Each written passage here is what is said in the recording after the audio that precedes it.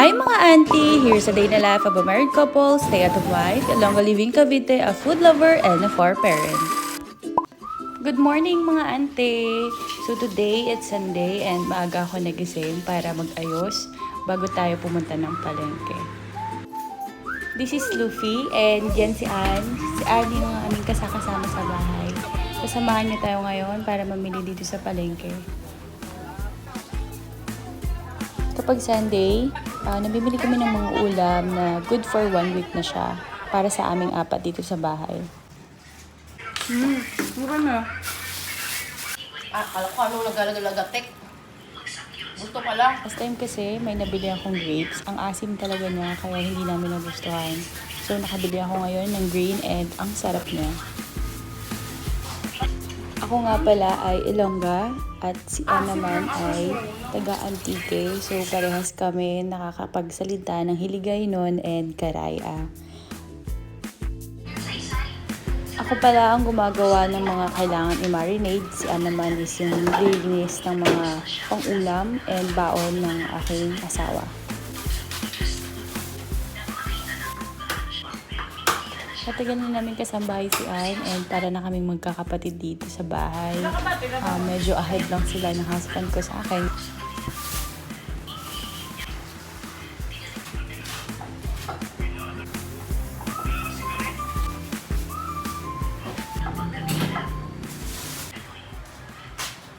So after ko mag-marinate dyan, nilinis ko na rin yung glutinous rice kasi gagawa tayo ng ubi champurado.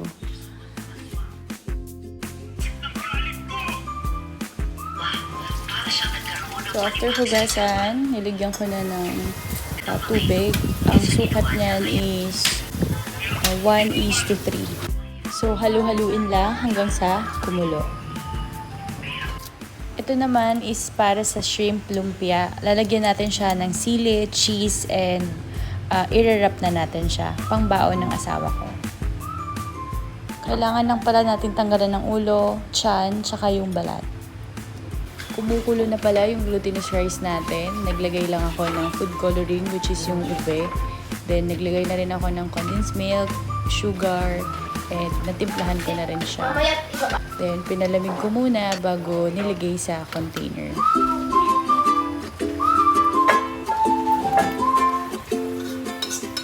So ayan, meron na tayong ube champurado.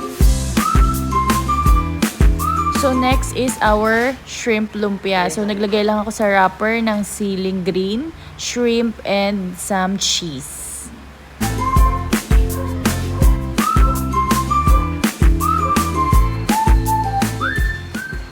So after ko gumawa ng shrimp lumpia, gumawa na rin ako ng cheese stick kasi before yan yung merienda namin kapag may mga natitirang keso sa lamesa.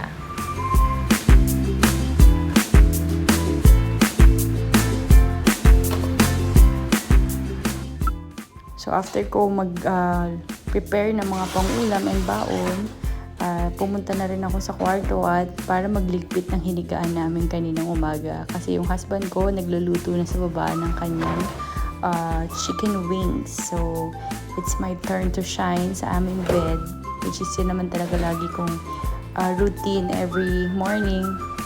Kaso pag Sunday, nahuhuli talaga siya gawa ng yung husband ko late na nagigising.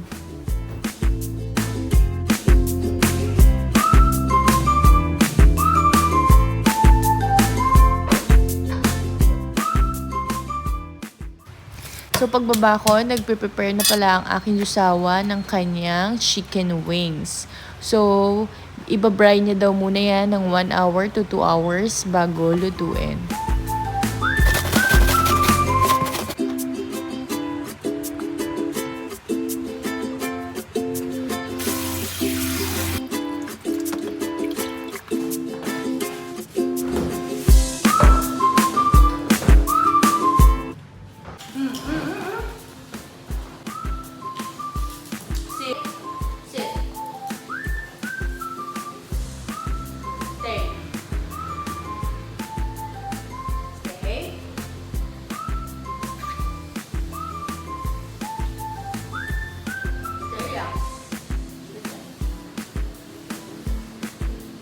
Pag Sunday, hindi kami nagbe-breakfast.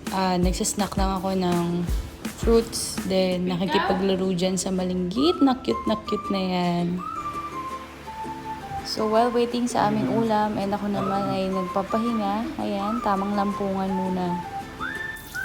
Palinis na yan. Ay, nugasan ko na yan. Go. Yan ang aking asawa. Ang tawag sa kanya ay hilaw na Amerikano kasi lumaki siya sa US and umuwi lang dito sa Pinas. Good.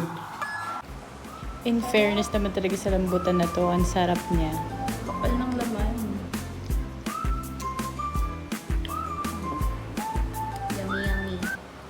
Kapag may sobra sa weekly budget namin, yan yung binibili ko ng fruits. And kapag wala naman minsan, tamang saging-saging lang.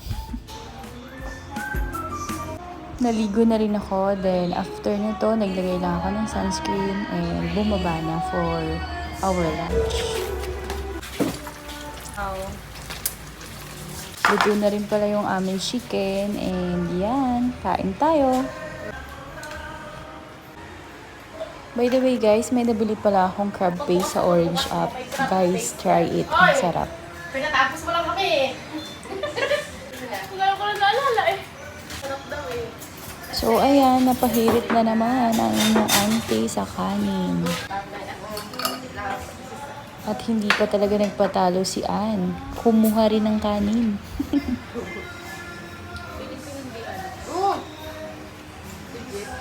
Sarap talaga. Sarap.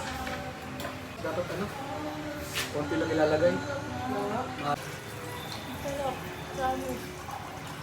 Kaya sasabi tayo eh. Pag yan ang kinain eh. Yari. No. Sarap talaga. Ano kaya nilagay na dito, no? Nananagat.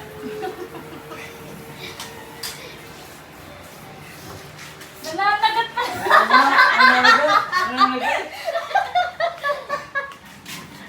Nananagat pala eh! Bakit naman kasi nananagat yan eh?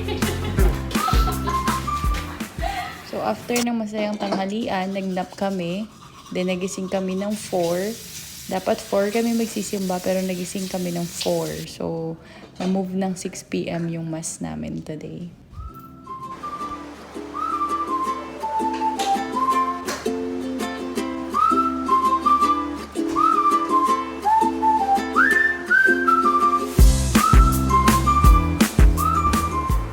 After ko mag-ayos, naglagay na rin ako ng powder sa face and some blush on. Actually guys, hindi naman talaga ako ma-makeup na tao. Tamang pulbos and blush on lang. Okay na.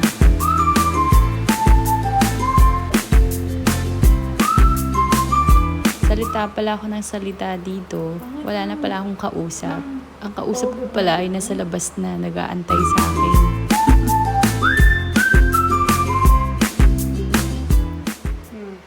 Diba? Mga pinagbago. Nag-makeup para walang...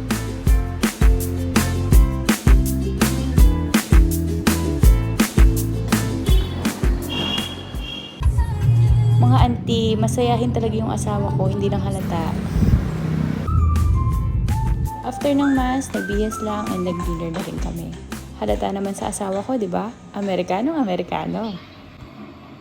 And naglinis na rin ako and that's it for today mga auntie. See you in the next vlog.